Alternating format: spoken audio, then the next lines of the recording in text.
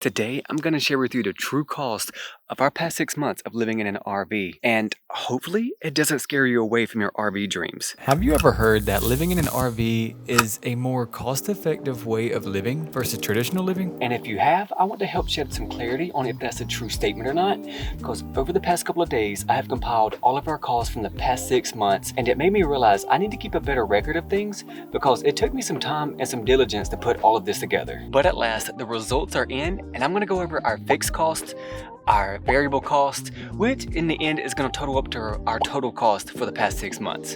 And I need to give some context to the cost here because Jess and I aren't the type of RVers who will do long-term stays or stay in one spot for 6 months. We typically are on the move every 2 weeks. But after running some numbers, we're reconsidering that. Maybe we'll do some longer-term stays in the future, and I'll show you why here in a second. All right, let's go, Kenai.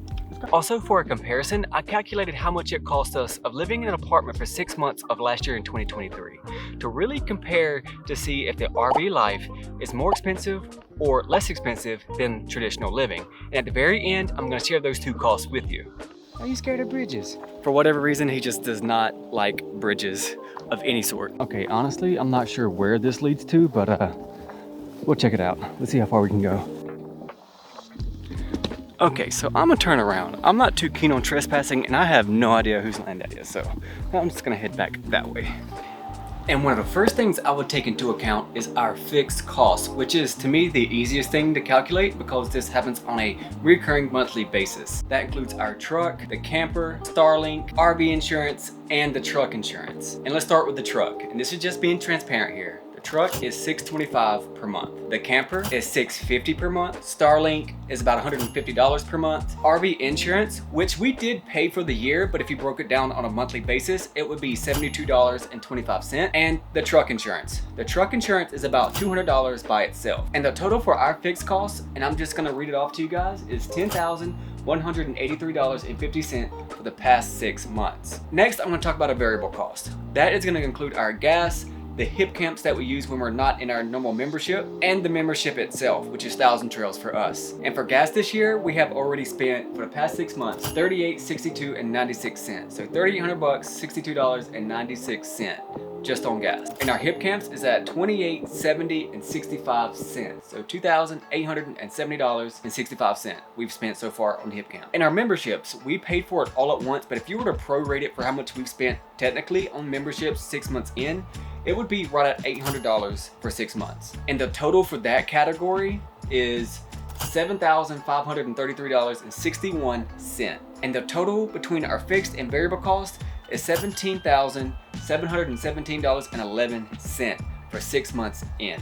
And I think this is where I need to pause and say that this number is not what your number will be. A lot of people spend a lot more than this, and a lot of people spend a lot less than this. Your number will be according to your budget and what you can do. Next up, the cost for 6 months of living in an apartment. And the things I included here was rent, internet, truck insurance, the electric bill, and that's about it. And so our rent last year was $1,750 per month. The internet, which was Google Fiber, was $80 per month. The truck payment, which is again $625, we're gonna add that back in here because I was technically paying that. Truck insurance, again, is at $200. And our electric bill last year averaged about $120 depending on what season it was. Sometimes it was a little lower, sometimes a little higher, but it averaged about $120 for a total of $16,650 for 6 months. Now, does that surprise you? Let's talk about why.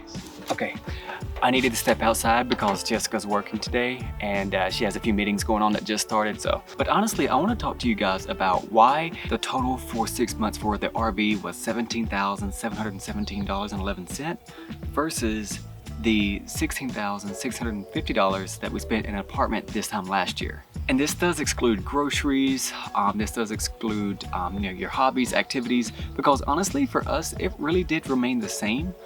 And for groceries, it's kind of here or there because we were very minimal last year while we were saving to buy this and then buy the truck and get everything. And this year we haven't really been as frugal as far as groceries, so we have spent a lot more, and the groceries do cost a lot more out west. So if we were to factor that in, I know without a shadow of a doubt that groceries in an RV when we're out here on the West Coast has costed us a lot more. For example, we would average $150 to $175 every couple of weeks back home versus we're spending on average about $200 to $250 every single week here in an RV. Honestly, the cost for living in an RV for us this year has caught me by surprise when I added up everything. I have noticed a little bit of a little sting, but when you put it on paper, that's when you kind of get the full scale of everything. Honestly, the cost is mainly due to one thing in particular. I would say if there's an outlier here, it's due to one thing, and that is California.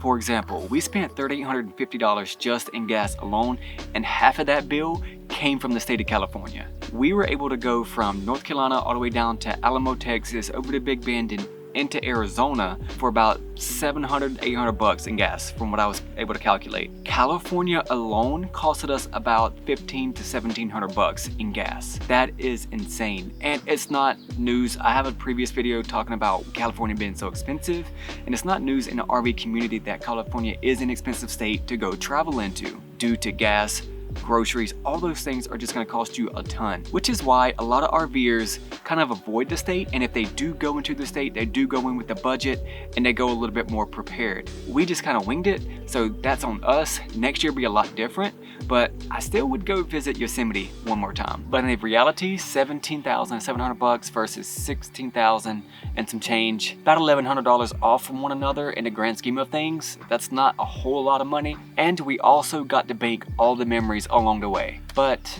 long term, is it a viable solution? I think so, and it's mainly because of one reason. Most of our costs are coming from three main areas, and it's the payment for the camper, it's the payment for the truck, and it's the gasoline cost. So the payment for the camper is already $650, $625 for the truck, and an average of $644 per month in gas. So those are your big three. That's about $1,900 right there a month. And I hope by making this video, it gives you sort of an idea of how much it's gonna cost to live your dream life in an RV. Was it higher than you expected, or did it come in a little under budget? So comment down below, higher or lower than you expected, and I'm gonna read through the comments to kind of see where everybody's at. Also, if you learned anything from this video or if it gave you any insight, feel free to give a subscribe and a thumbs up to this video, as it really does help reach newer folks who may be interested in RV travel or RV living. All right, I have been welcomed back into the house. She's done with her meetings for the day. Say hello. Hello. And as always, we will see you in our next adventure. Peace and much love.